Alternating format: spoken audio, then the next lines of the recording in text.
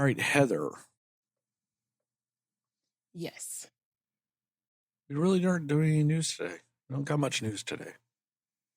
Yeah. Sometimes like a million things come in a week that we talk about, and then sometimes there's just not much. Yeah, not much going on other than Justin is not here because Yeah. he's going and fulfilling wrestling dreams. Yes. I suppose we'll be happy for him, and it's okay to allow him to miss this one. I mean, I guess you sounded way nicer about that than I would have been.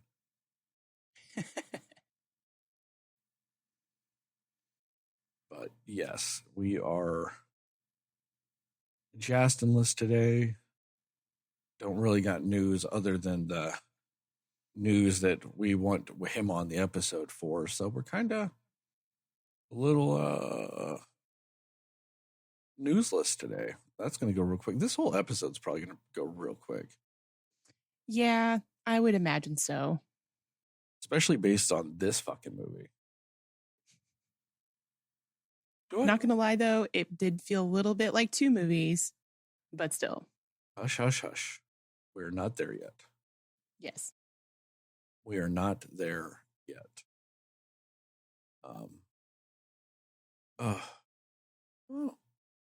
I'm actually doing some small side research at the moment. Okay. But anyway. Yeah, we probably shouldn't spoil our thoughts on the movie before we even play the opening music. That's kind of like a big faux pas, even though I do that constantly.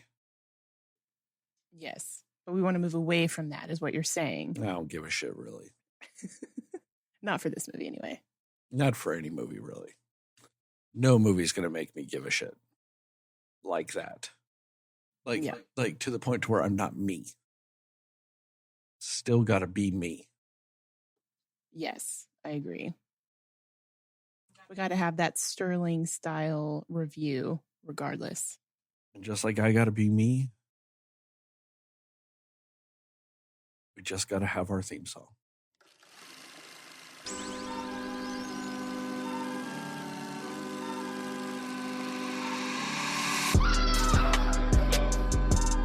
Somebody will listen to me.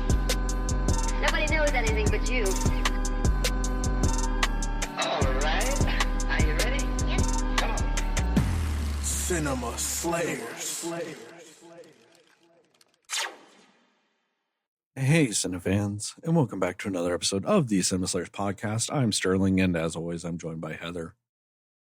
And tonight we're going to talk about what we like, didn't like, and everything in between with the newest Robert Pattinson movie, Mickey 17. We're going to go spoiler-free recommendations and scores, and then into a more spoiler-centric section to allow you to jump around if you so require.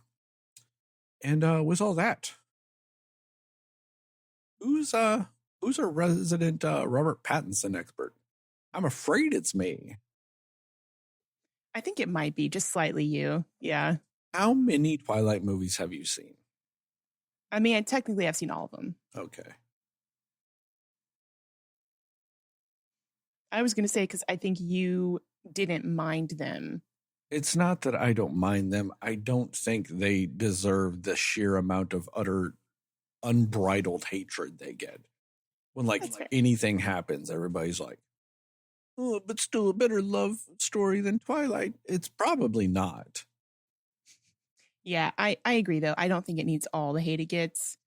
But yeah, I don't know. I think we're kind of even on the Twilight then. Yeah, but I've seen more Bong Joon-ho movies than you. That is true. Because I know, like, you never saw The Host. I did not. And you watched Snowpiercer, right? You know what? I haven't seen the movie. I've only seen the series, or like the first season of the series. Well, then I guess, yeah, I am more appropriately the expert for this movie. Because I've at least seen more Bong Joon-ho than you. Yeah. So, all right. Spoiler free. Fuck, this is just such an okay movie. It is just sitting there going, hey guys, how okay can we be?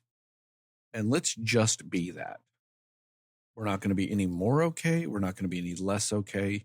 We're just going to be perfectly okay. And that's it. That's all this movie really brings to the table. Acting's fine. Directing's fine. Writing's fine. But when you try to assemble all those parts into this cohesive element, it is just okay. There are storylines that are there that could be interesting that go nowhere. There are storylines that could be interesting that aren't. There are storylines that could be interesting and they are. It's just all over the place. There's not really a consistent throughput of story and narrative cohesion when it comes to a lot of stuff that really makes you care in the end. And, you know, that shouldn't be what you're doing in a kind of a risk of a movie. It's $100 million. I think it cost like $118 million to make. Let's see, that's one of the things. Yeah, it was $118 million estimated budget. That puts the break-even point at about like $236 to $250 million. And there's a reason why this is sitting at $93 million worldwide. And what? The reason? Yeah. Yeah, well, that's what I was about to say. Oh, sorry.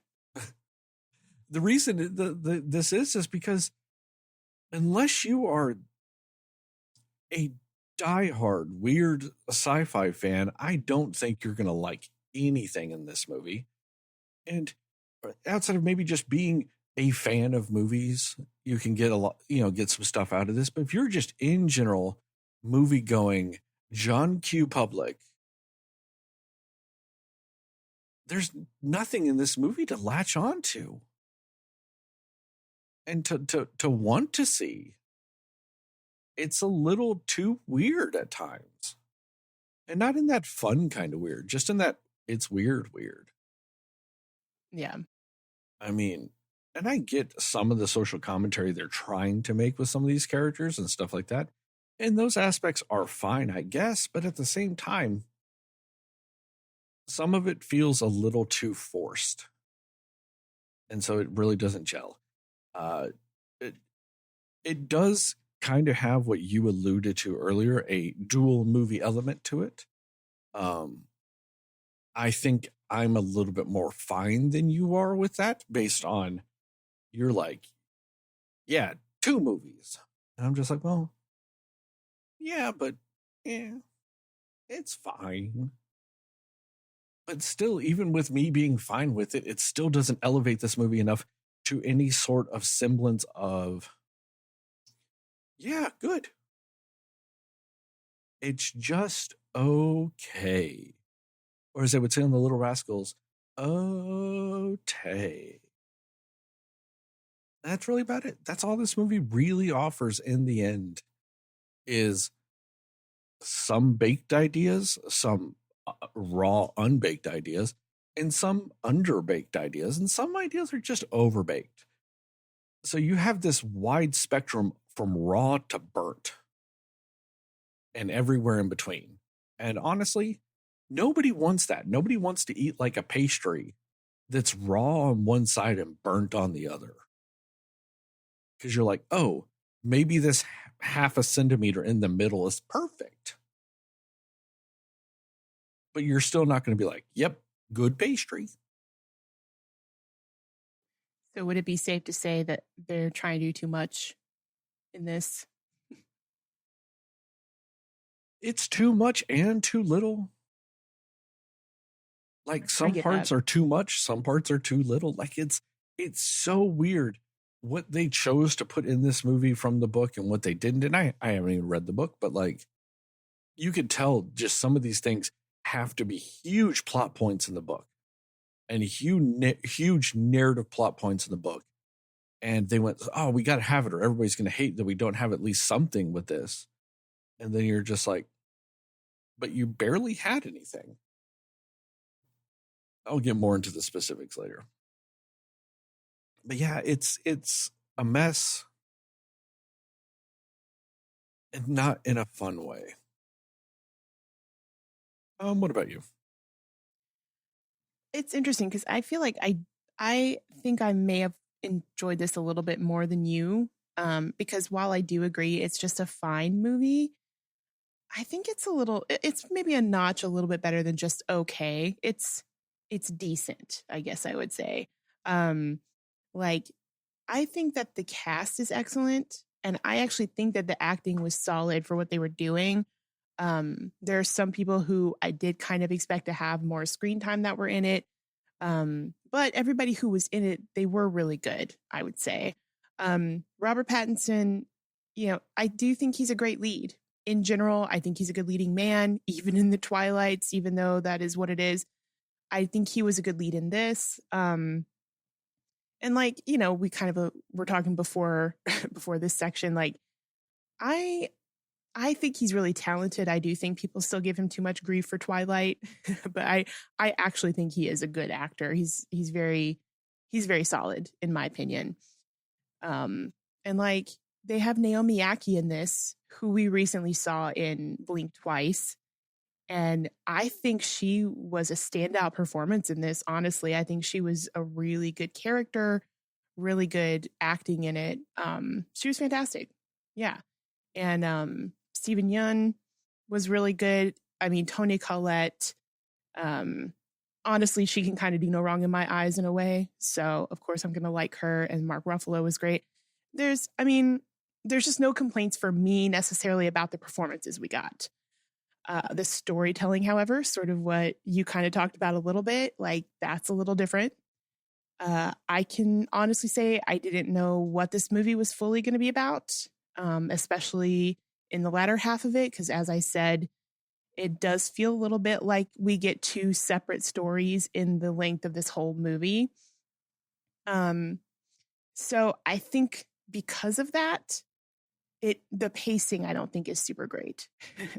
I mean, because we've had movies before where they do really good transitions. Like we had talked recently about Anora, where it kind of does that. You feel like it's one movie at the beginning and then the second half, it's a different movie, but it works with how they gel them together.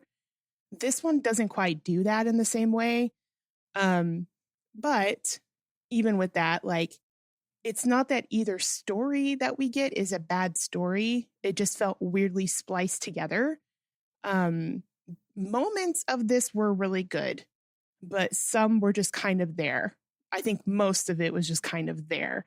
And I also didn't realize before this that there was a book, that it was based on a book. So that kind of, it does make me curious, like, how different is it? And like, what are some huge plot points that they probably didn't put in this movie to kind of elevate other parts of the movie for the sake of cinema? You know what I mean? So yeah, I mean, overall, I do think it's a solid movie, or like a decently solid movie.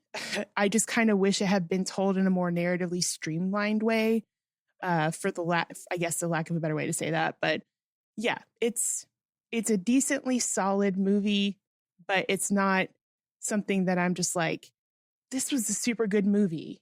Like, this was just like my favorite movie of the year so far, or anything like that. It's just, it's a lot better than many that we've seen recently, but it is definitely not the best of what we've seen recently. It's decent, it's different, and it is weird, but it's not the weird where you're like, I love it so much because it's so weird. You know, it's not the fun weird, like you were saying.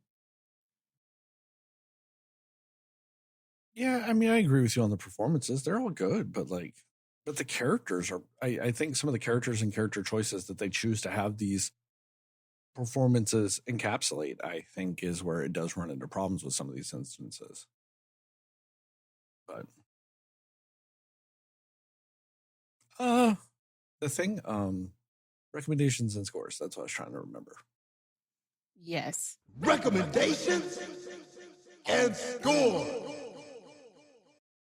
What you got?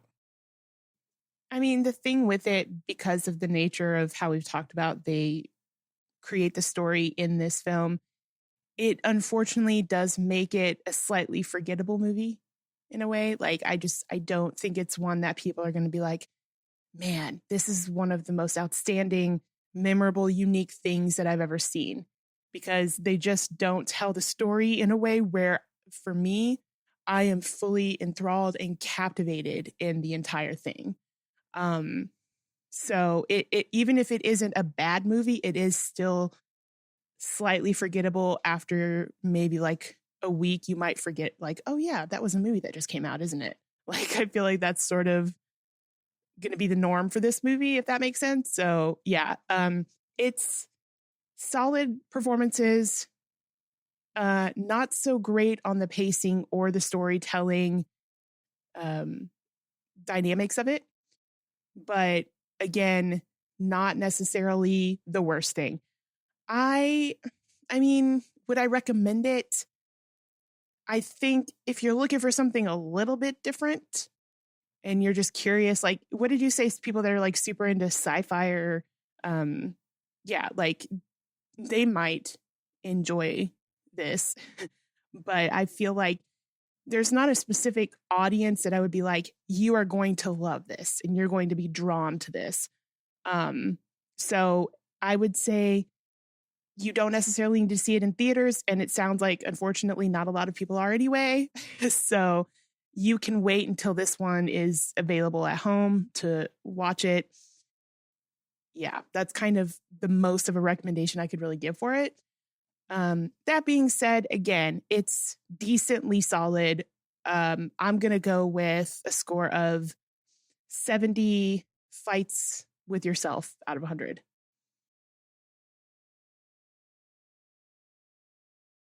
Yeah, I mean, I recommend it, but yeah, just wait like a week or two. It'll be on streaming very soon. Just watch it there. You don't really need to go see it in the theater.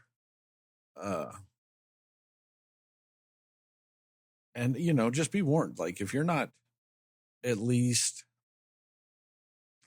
sci-fi accepting, don't see this movie. That's a good way to put it. You have to be able to casually enjoy a sci-fi movie, or you're not going to enjoy this. It's solid in a lot of ways, but I think narratively speaking, this is one gigantic fucking mess of a movie. I think there's a ton of it on the cutting room floor, even though it's already at 2+ hours. I think a lot of it got cut to make it a 2-hour movie, to make it a little bit more crowd pleasing, because, like I said, $118 million budget, 250 needed roughly to break even. There's only a handful of movies out there that can be 2.5, 3 hours and hit 250 million in March or April. Yeah, March. Like, it's a tough ask. And ultimately, I just don't think this movie was up to the task. I think its budget got inflated because of the actors and, the concept. And I just think it never really stood a chance of living up to that. And so all the sacrifices they made to make that goal, I think were in vain, because it wasn't going to anyway. But yeah, I think you kind of nailed it earlier. I am less than you. It passes, but by the skin of its teeth. It's a 60 for me. It's a 60. I actually dug those little alien slug possum beast things, whatever the fuck they are, out of 100. They were oddly cute in some way. I don't know why. I find lots of things cute that other people don't, so I'm fine. Yeah,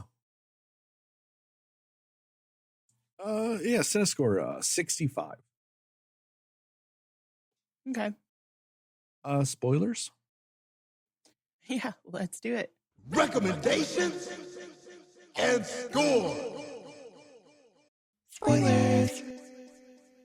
Got it that time.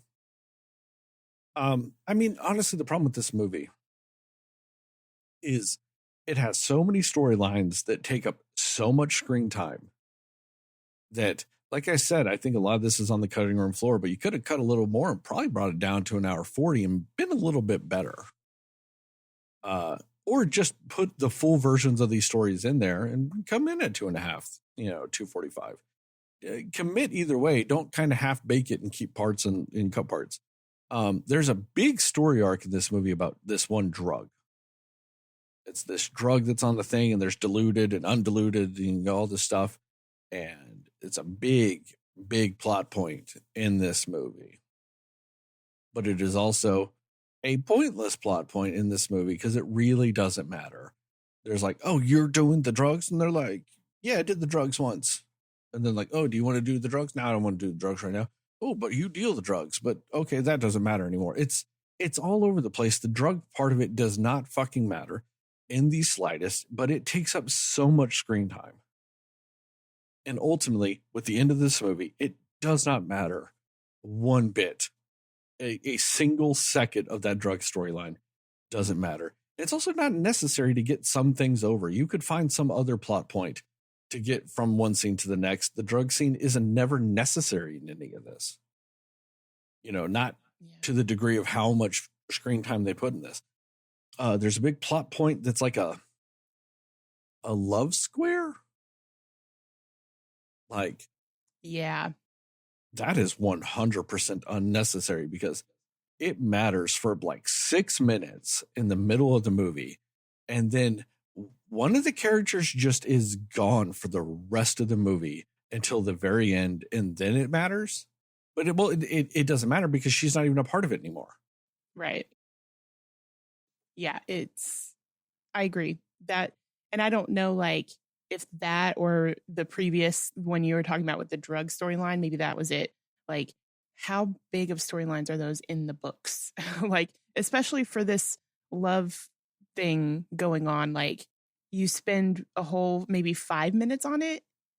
And then, like, for what reason, though? Because it genuinely did feel like there wasn't a point. And it almost felt counterproductive to what they were trying to say about, like, especially Mickey and Nasha. Like, it just felt like a counterproductive story. So I just don't understand why they needed it at all. That was absolutely, like, 100% I agree with that. Yeah, it is just sitting there going, hey, we're going to make you think the next 30 minutes of this movie is about this thing. For the next 5 minutes, it's going to be nothing but this plot point going on. Oh, yeah, now it's gone forever. It just no longer matters forever at that point. And it's brutal because it is just there real big and then just disappears. I mean, and it's no offense to the other girl that's not Naomi Ackie in this, but, like, she almost didn't need to be a character. You know what I mean? Like, and that's not to say she was doing a bad job in the role, but it just felt like, especially if there is stuff on the cutting room floor, like, why was this left in and other things maybe taken out? Because it amounted to absolutely nothing. Like, I think the entire thing about that, love square happening, like that, I mean, it just felt like that's why I thought when it got to that point that this movie was going to be a completely different movie than what it ended up being literally 4 seconds later, Yeah. And with all that, like you said, like, those have to be big plot points in the book, because otherwise, why the fuck would you include any of that in this movie? And if it's not a plot point in the book, all you're making me think that the book is about is drugs and, like, orgies. And that is it. There's not a single other thing in the book, because otherwise, why would this matter? If you're not really going to actually tell anything effective with the drug dealing scenes, if you're not going to tell anything effective with this love square thing, why have it? None of that was necessary. I mean, the actress that played the fourth person was fine, but she's in, like, the first 45 minutes of the movie, and then she's gone for like an hour and 14 minutes, and then you see her at the very end, and the movie's over. Yep. None of it mattered. Like, they don't even bring it up to the other people that are in the movie still. They don't even bring up that it was almost a thing or whatever. Like, it's just so pointless and just remarkably wasteful. There's also some scenes where, as Justin would say, they did a lot of saying and not showing. Like, there's a scene where they're like, oh man, yeah, these Mickeys come out weird sometimes, and they all have different personalities and all this other stuff. You never see 1 ounce of that when they show you going through the Mickeys. Yep. When they show all the Mickeys and all this other stuff, and they make it 100% seem like it's the same guy every time, but they're just like, oh man, like, yeah, I know this is Mickey 17 and Mickey 18, but you know, remember Mickey 15 and how weird he was? And what about Mickey 9? He was a crazy son of a bitch. And they're like going through a list of all the weird things that the Mickeys had been personality wise coming out of it. And you're just like, but why was none of that in any aspect of the montages or dialogue? Just show a scene of one of them being weird or something. They don't show a single fucking second of any of that, but they spend like a minute talking and reminiscing about it. And I'm like, why can't you have just shown us that? That's true.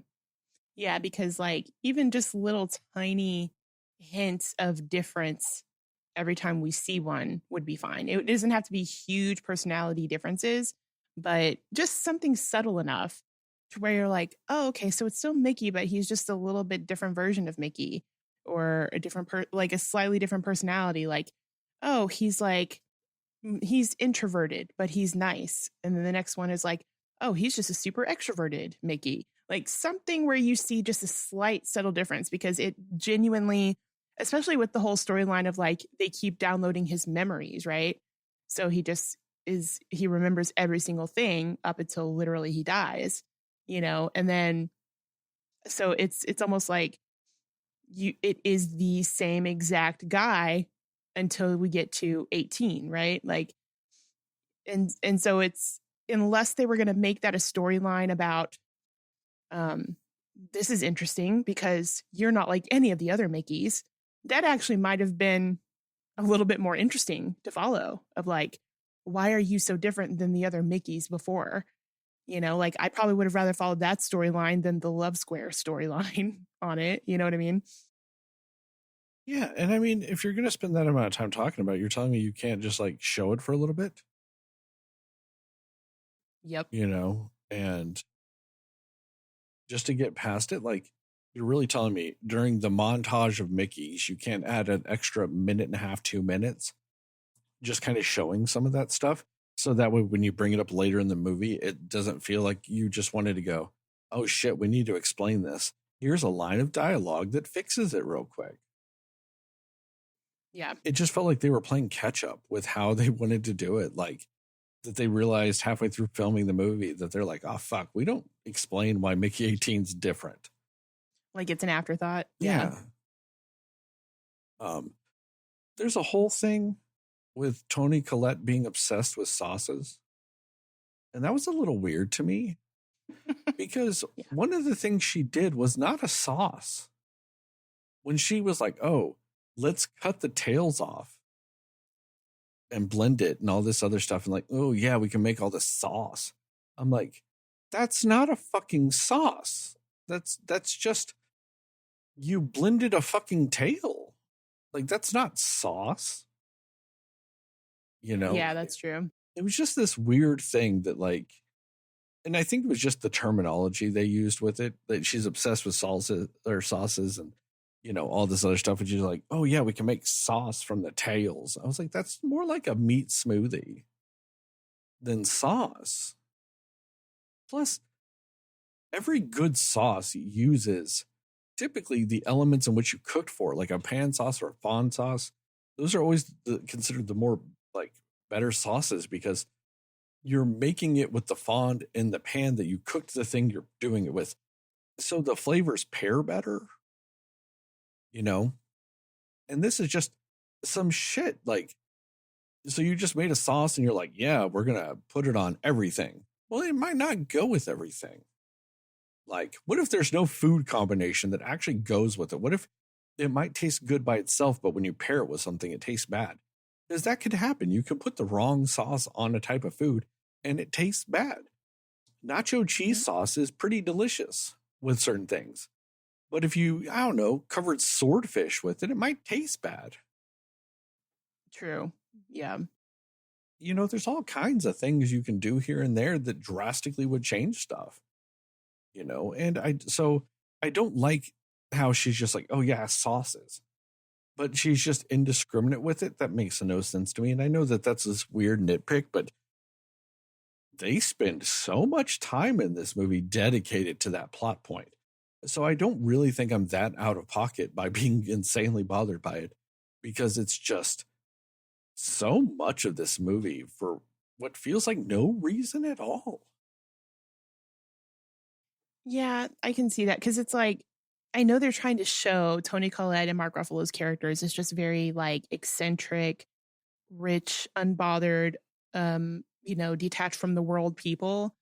But like, there's another way to do that, where it's just not like, this just feels thrown in for the sake of it. Like, even if it was like, I mean, I get where it was just like, oh, like, these things are of no use to me except for this luxury that I want. Like, I understand that that's probably what they were trying to do with that. But yeah, it was like so much of her character and personality was just based around that one specific thing that they kept talking about. And they really either needed to flesh that out more or give her more weirdly eccentric, out of touch things about her. Like it just would have worked better paired with something else, or just not specifically like, you're just like, oh, so you're just weird. Like, that's all that it really proved, And I get it, because that's part of the social commentary that he's, famous for doing in his movies and all this other stuff. And like, really having these rich people be eccentric to the point of completely unrelatable. But like, it's a little too hyper focused to also then feel any semblance of realism to it. Like, I get that that's a real thing, but when you don't have anything that kind of ties it together a little bit more cohesively, it just feels like it's like silliness for silliness sake. It doesn't feel as biting of a social commentary as what this man is, more known for in his movies. It just kind of feels silly. I mean, Mark Ruffalo is just doing this one nonstop weird young, like his character from Poor Things mixed with Donald Trump. Yes, exactly what I was thinking. Yep. And that's his whole character. And that, whilst weird and eccentric and silly, feels better than Toni Collette's character, because there's that grounding element of Donald Trump. And so, you get some more connective tissue with that one, to where the criticism there feels more thought out than with Toni Collette. Yeah, because it's like you have somebody that you have seen with certain qualities to relate it to. Yeah. I mean, yeah, because she feels almost just like a cracked out Martha Stewart, but not in a way that you're like, oh yeah, that's a Martha Stewart impression or something. It's so weird how they do that. But there's also this weird thing between their dynamic where it seems like she's really the one that calls the shots about stuff, or like is the voice in his ear whispering to him all the time. And I liked that quality, because it was very, like, he's supposed to be the one in charge and he's supposed to be this big, powerful man, but he's just essentially a puppet as well. Like, I liked that take. But again, if we could have maybe gotten a little bit more from Toni Collette's character as to why that is their dynamic, that would have been better than more storyline about her wanting sauce, which I do get. They probably also needed to bring in that weird the weird plot line of like, hey, let's get the tails of all these things, so let's send the Mickeys out there to do that. Like, it is a way for them to segue into them needing to go out there, but they still, again, could have done that in a better way. I mean, their relationship together worked well, but her as an individual character is what felt off. But then, like you said, that works in that plot point towards the end, but you could have had it be anything. Have her want to make clothes out of them or something. Like, be a Cruella de Vil, be something like that. Like, any number of things like that. Or just have her be like, something like where you could, tie into it a little better. Maybe, like, what if she just wants the tails to make like earrings or bracelets or something like that? That would feel a little bit more cohesive than just this weird obsession with sauce that maybe does or doesn't make sense. I don't know. Yeah, that's true. But yeah, I agree. Their dynamics together worked very well because, like, she's the devil on his shoulder, anytime he's got a weird idea, she's like, no, you got to sell it. Or like, he's like, got a weird idea. And she's like, no, tailor that one back. Yeah. Like, she's his consultation of everything. And like, my thing with it too is, again, like, I don't think Toni Collette's performance of the character was bad. I just think, unfortunately, she suffered from, they didn't give her character the right things to do, and also Mark Ruffalo, he does unhinge in such a unique, specific way that just really kind of works for characters like what he did here. So I do agree that his felt more relatable, and it felt more like, oh, I'm not questioning this as much as I'm questioning her. Oh, yeah. And like I said, just by having a real world, like a clear real world counterpart makes it just a little bit more understanding.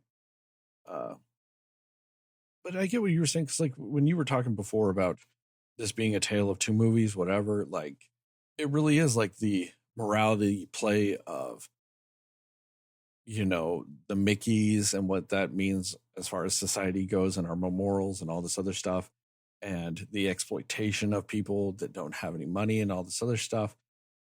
And then you have, the love story aspects within that like, even if society has deemed you expendable, that doesn't mean everybody in your life views you as expendable and all those things. And it's kind of nice. And then like the second half of the movie is just like, oh yeah, but they want to kill all the aliens, but the aliens are nice. But what about it's just an alien like genocide movie for the second half of the movie. And like all the other stuff just goes completely out the window. And it's like, well, it is a little jarring, but I'm very much used to, like, it kind of to me felt like 2 episodes of Star Trek where you got like the story one's the morality one, and the second one's like, oh, we found these aliens. Are they hostile or not? We have to figure it out. And, that could be episode like, 10 and 11 back to back in Star Trek. So I'm kind of used to that feeling a little bit. And I think that that's why it wasn't so jarring or negative for me as it was for you, or just disjointing in that degree. Because it's just like I said, it's the second episode of, the next episode of the season. So it's got the same characters, and that's also why the Love Square girl disappears, because she's just not in this episode till the end. Like, she's just one of those side characters. Like, so it really kind of like, and that's why, this other character is now a semi-main character. They're very important to this plot point. And it's just like, okay, like, whilst as a cohesive movie that's jarring and, poorly conceived, as far as the two go, like, I'm a little bit more accepting of that, just from that point of view, like just from a pure vibes scenario. I can roll with that a little better. One thing I didn't like is the I guess like his second in command, like the leader of the church or organization or the company that he's a part of, that's a religious cult, but also just a company or whatever. Like, it was just weird that he had that piercing the whole movie. I just didn't understand the point of that. Like it's what, like a labret piercing or something like that. And he just has it the whole movie. And I'm like, but why? I just don't get any point of that. Like visually, narratively, just from a pure character building standpoint. That's just something that didn't mesh at all. Yeah. It was just bugging me every time I saw that man's face. Yeah, I get that. Last thing for me on this part is the end of this movie. This is probably one of the worst, most poorly conceived endings of a movie I think I've ever seen. Because he's just like, oh yeah, we're going to blow up the replicator and I'm going to be the only Mickey and we're moving forward and that's real nice and everybody's cool with it. And then, oh yeah, my girlfriend's on the council now. She almost didn't get on the council because we went on a trial. But we actually won on the trial, but this other person was on trial too, but they're okay too. This other person went on trial and that was bad. And then I had this dream that Mark Ruffalo was going to get reprinted by Toni Collette. And it's just like this like thing. And it's just like this long rambling mess of just why? Especially the dream sequence of him dreaming that Mark Ruffalo was going to get remade by Toni Collette. And they're just like, yeah. And he's like, oh, it was so scary. And I've been having bad dreams all my life. And it's like, once again, you're waiting till the end of the movie to bring up a plot point that was not there. Like a characteristic of him. He's like, yeah, oh yeah, I have bad dreams all the time. Okay, why the fuck did you never say that? And then, you know, you're doing all this stuff and it's like, just for it to be a dream. Why? Why are you wasting like 6-7 minutes just on a dream sequence that does not matter because the movie ends 2 minutes later? And they really drag that out and they milk it. And then they blow up the thing and everybody's all happy. And they're like, yeah, we made friends with this. We did this. And it's like, okay, we wrap it up at this point.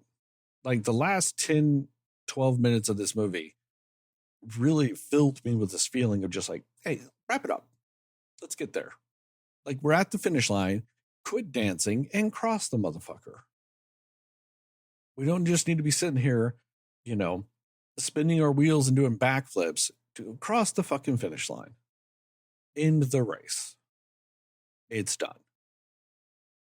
And that's just way too long. Like I said, you can cut so much out of this movie and make it tighter or expand upon all that shit. Because maybe that's also a plot point with the dreams and all this other stuff. And they're like, oh yeah, he has that dream at the end of the book. But it ties into all these other dreams. It's just they don't put the other dreams in and they're like, yeah, but we do this. Like, if you're going to have these story points that reference other shit, put them in there. Put them in the fucking movie. Actually expand upon it. Put those storylines in here. Or cut them all out because you're not actually telling those stories. Don't hint at them. Don't do all this bullshit. Let's just go and get it over with. And this movie just decided to middle of the road, the whole thing. And just kind of frumpily sit there with no decisiveness at the end of the movie. And it was just agonizing. I was seriously mad. I was seriously so fucking mad at the end of this movie. Because it's the worst bullshit when it comes to tying up movie threads. What about you? What are more spoilery thoughts you got? Yeah, with that specifically, that was a huge thing that bothered me about the dream sequence at the end. Because again, it does feel like it was a little bit of an afterthought in the movie. Like, because, you know, you have this whole thing and, you know, maybe it's a way for them to just give, you know, Ruffalo and Collette more screen time or whatever. But the fact that it was not brought up at any other point in the movie that he just sometimes has dreams like this, that made it feel like, oh, why are we doing this now? Like, and that therefore made the ending feel like they were ending at 3 different times when they didn't need to do that. They actually, the ending, whenever Nasha gets up there and she's about to give her speech to say, okay, no more of this. And then Mickey is going to press the button to blow everything up. That actually should have been, I think, where it ended, because they honestly just didn't need any of that in between stuff before he does that, or they didn't need anything after that. Like that there would have been a set ending for me. Because it felt like it just, again, like you said, it kept going. It was like, oh, this isn't the end. Oh, okay, there's another thing happening now. This is also not the end. So yeah, it felt like if this dream thing was an important thing, there are definitely other points in this movie where they could have brought up a weird dream that he had, and they never did that. So it's either take that out altogether, or like you said, give us more instances where we see that happening throughout the film, because it just felt like, why are we doing this now? Like, this is random. Like, literally the thought that I have with it is like, oh, well, that's really random, you know? And so that was really probably my biggest issue, is just how they ended this movie, and just the weird, like, few things that they were trying to jumble in so many things into this ending in like a 5-minute time frame. And it was just very strange to me how they were doing it. Like, but yeah, so I agree. I think that was unnecessary to do.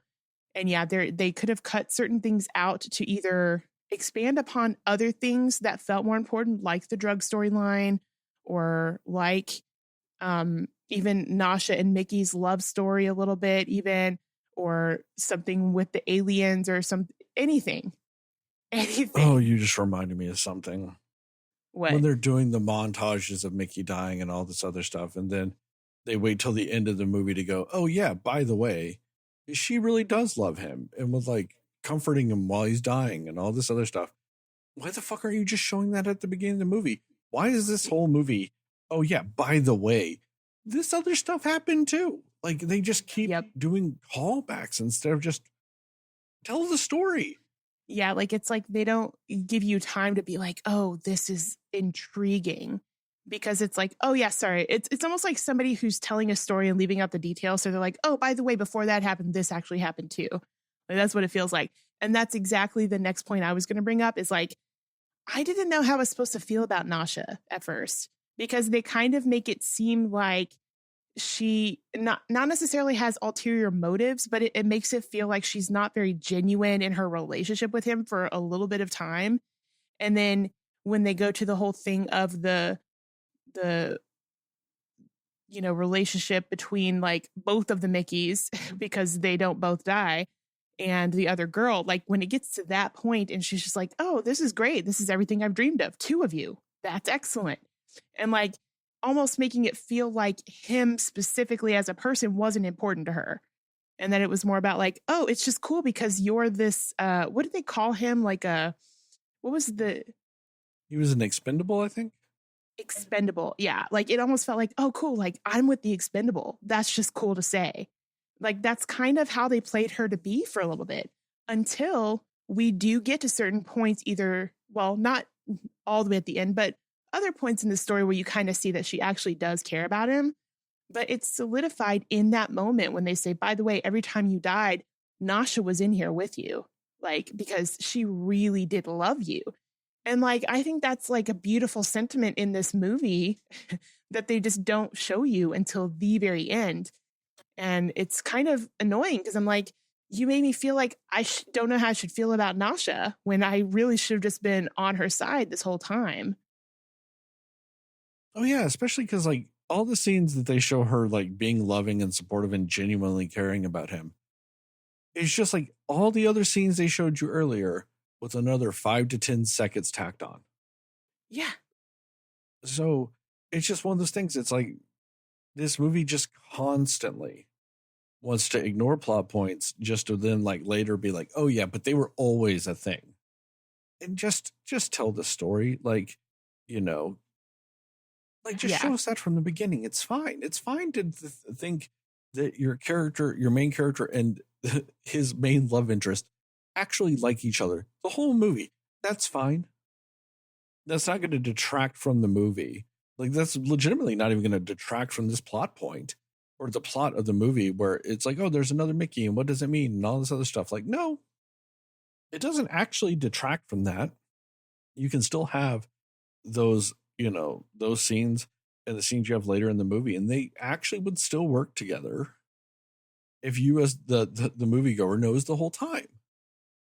Yeah, it honestly like takes away from their relationship to do it that way, because like you said, if they had, when they were doing the sequence of Mickey's at the beginning when he's dying, and like the part when he starts talking about Nasha for the first time, he's like, this is where I met Nasha. Like having that, even then adding like, she's been there with me and we've been together for so long. Show the clips of her being with him when he dies at that point, so that we know like, oh, this is real love. She really cares about him. Because like, I just don't see the point in us, at least for me, and maybe it was just me, feeling like I needed to be like apprehensive to trust her character, because she actually ended up being the best character in my opinion. And like, she cared about the cause of like, you know, let's not just ruin this other race of beings out there, like these aliens, like let's not just like be controlling and not be accepting of anything else. Like she had a really good heart for like, everybody should be equal here, and really had a strong, like, what would I say? She had a defiant side, but for a good reason. And they just like, they slow play that out for her character in this movie when we didn't need that. We could have just from the beginning been like, yeah, Mickey, I see exactly why you love her. She's a badass. She's strong. She's confident. She stands for what she believes in. She loves you endlessly. She's always there for you. Like, you're going to be more attached to that character from the get-go if you just let us know those things up front. So I agree. I don't know why they did that. And like another thing too is Steven Yeun's character. So all like 45 seconds of him being on screen. Right. Like you feel like he's going to matter more, but he doesn't. And like, cause all of his stuff was the drug storyline, which we're like, okay, where's this going? But like their whole thing of the two of them were friends and knew each other before they went into this program. I kind of wanted more of that, or not even like, I wanted more explanation. I wanted that storyline fleshed out more, because it went from like the opening scene is the two of them, and Steven Yeun is just like, I don't care. He's just like, okay, cool. You're going to die again. Thanks. Let me have this thing to take it back. And then you get a flashback of, oh yeah, this was actually my friend in the real world before we came here. And you're just like, oh, okay. But then anytime you see him with him now or in the present day, he's just like, he doesn't care. And like, I understand that that's them trying to be like, oh, he wasn't even a real friend. Like he was just out for himself. So he never cared about you. And that's why he's acting like this with you now. But I'm like, well, can we see like what the falling out was? Can we see like why they're on this base of like, they don't even speak to each other anymore or act like they know each other? Give me some of that so that I care more about why they're not friends anymore, or why they don't talk to each other anymore, you know? And then all we really get again from it is like brief moments of them kind of hashing it out, or not hashing it out, but like having a bickering back and forth or whatever it is. And then it just kind of goes to the wayside again. Like the whole first half of this movie, any character that they're really trying to get you to care about, it doesn't exist for most of the second half of this movie. Because again, kind of like the girl that kind of disappeared, Steven Yeun disappeared until they came back and they were in the jail or whatever. Like it just, what are we doing here? Where are we going with that story? Because I do feel like kind of what you've alluded to in the book, I bet that is a much more fleshed out story. That character, that storyline about the drugs, something in there was missing in this movie to where you just feel like, oh yeah, I actually forgot the drug thing was a storyline in this movie, because it's such a secondary thing. And he is such a secondary character that you almost, until he comes back at the end and talks about the whatever drug it was, like you forgot like, oh yeah, they were a thing for the first half of this movie. You know, it was just very not put together. Again, like that really is the biggest problem with this movie, is they splice together things that don't make you like, yeah, I am looped in. I am in this story. I am locked into these characters. I'm locked into these storylines. They don't have it. It's just not there for most of these characters. So yeah, I don't know. And then another thing that was interesting to me that they maybe could have explored more, they make an effort to show you that Mickey feels a little bit careless in the world before he's in this situation he is as an expendable. Because when he goes there and he's like, yeah, I'm going to be an expendable. Why not? Like, I just got to get out of here because I'm going to die if I don't. But like, they're like, you read all the paperwork, right? Of what this means. And he says, yes. And he's like, oh, I guess I should have read the paperwork. Like, I'm just wondering, like, what was the purpose of showing him as that, like a character trait, when I don't know that it's much really shown in any other aspect of him in the movie. Unless I'm like not remembering something. I think the whole purpose of that was just kind of to show that like he's desperate. That / he never really paid attention about. He just kind of trusted what people would say or went along with what other people said he should do. Like the whole thing of like, oh, let's do this business for was it macaroons or whatever, and oh yeah, that's gonna be the next big thing because his friend said it. But then like they put all the paperwork in his name and like all this shit, and like so it like really fucked over his life. Not because he was the one that did it, but because his friend told him to. And it's just like, oh, well, I don't have any other skills, so I'll just go do this one thing. It can't be that bad. And everybody's like, holy shit, you want to do that? And he's like, he doesn't really think that far ahead. He just kind of goes with what, essentially somebody needs or what somebody else wants or anything like that. It's always just kind of, he goes like that. And that's why they were like, oh yeah, you'd be great for being an expendable. Like, because that's exactly what we need. We need somebody that doesn't really think about the consequences of anything they do. They'll just go because somebody says, yeah, that's what you should do. Yeah. And I get what you're saying though, because they're using it as a defining character trait, but the way they kind of just toss it in there feels a little bit, I don't want to say uninspired, but just like a little, it does feel a little lazy. And I think that's because also retroactively, when you go back and you think about this movie, so much of it is either forced or half-baked or, just a part of something. And when they kind of toss that in there and all this other stuff, and then they don't really touch back on that after a certain point in the movie, then once again, it's just another thing of a storyline that's there to just be forgotten about. Yep. Yeah. I mean, and yeah, like I know that there is that level of desperation to be like, whatever it takes to get out of this situation I'm currently in, but like, yeah, it just, again, it's one of those like, can we see more of why this is going to be important later on or, but, and then, yeah, another thing too is these alien creatures. I liked them. I did think they were oddly just very cute little creatures. And like, I guess I do like that you get to spend more time with them in the latter half, because when we see them, obviously at the beginning, when they first let Mickey go and they let him live, that I was like, oh, okay. So it's completely the opposite of what people think is going to happen to him. And I liked that concept. I liked the idea because of especially the social commentary of this, of like, we don't know, they're a threat. They must be dangerous because we don't want to get a chance to figure out what they're like, and I appreciated that commentary. I think they did that well in the storyline with the aliens for the most part, because yeah, they're like, wait, he let you live? Then that means they're not a threat. That means, you know what I mean? But in the end, the people in charge were like, that actually doesn't matter. We don't care that they saved your life. We just want you to do what we want you to do with these people, with these aliens.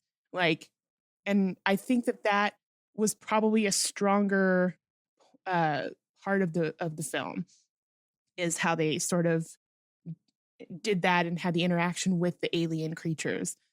And I like that they had that little device where it's like, oh, this will translate what they're saying.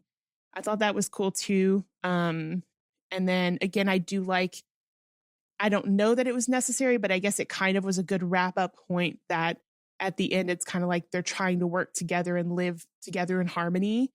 and they're trying to learn from each other and all of that. Like, I did think that was a cool thing. So I guess like on a ending on a good note with my thoughts is I like what they did with the whole alien storyline in the second half of the movie. Yeah, that was probably the best thing. And it was also probably the best thing about that, epilogue number 9 at the end of this movie, whenever they're like, when he's like talking the people, because they made a translator and they're talking to him and they're just like, yeah, were you really going to blow up our brains? And they're like, and they're like, you can't actually do that. And they're just like, maybe not. Right. And so it's just like the aliens kind of just were like, oh yeah, we'll do that. And they couldn't do it. And so like, that's a nice little like touch at the end, but also it is just chopped right in the middle of all this other bullshit you don't care about or that is unnecessary, that it just kind of diminishes the whole point of that. So like, once again, for every good thing they do, they'll have just some weird fuck up with it too. And I just don't understand really in the end what the experience was really expected to be watching this movie. Like, what did the director and the writer and everybody, the producers, the actors, what did they really want us to get out of this movie? Because I don't think they know. Because if they do have a clear, concise point that they wanted from this, they didn't show it.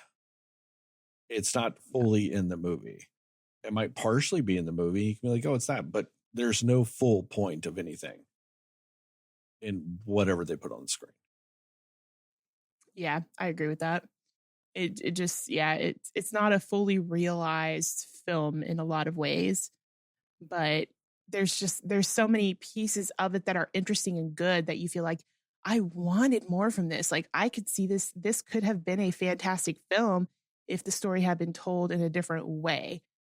You know what I mean? So I feel like it's the potential of what this movie could have been is definitely there. It just, unfortunately for me, didn't quite reach the potential of what it could have been.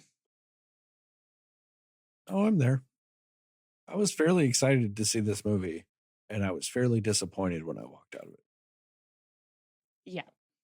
But I don't really have anything left on this.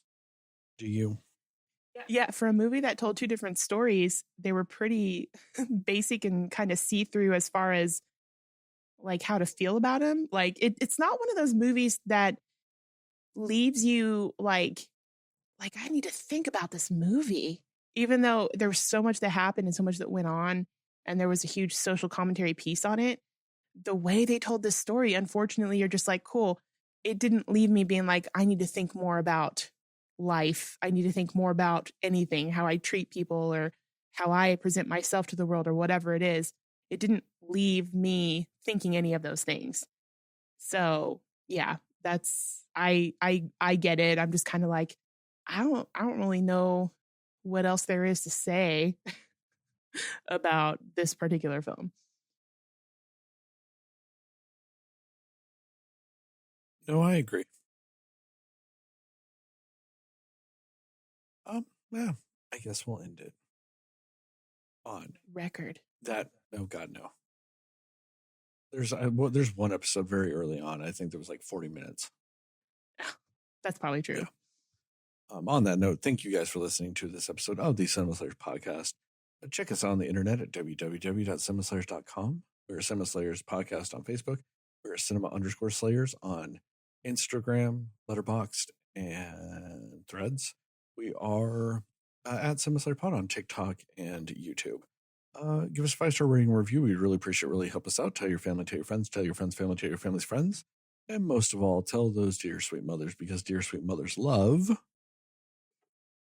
I mean, unhinged Mark Ruffalo, maybe? Or Toni Collette sauces. Toni Collette sauces, yep. That for sure. Shout out to Plug Migo and Mundo Cho for our theme song and logo, respectively. We here at the Cinema Slayers podcast are pro slut, pro Cindy, pro naked. You. Yes, you, Cinefans, you are enough.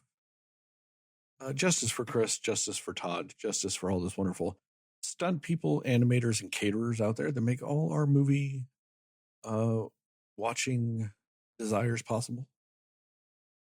And as I always end the YouTube videos, the TikToks, and most importantly this podcast, just remember, according to the man that is not here, Justin himself, Moon Knight is a Best Picture winner.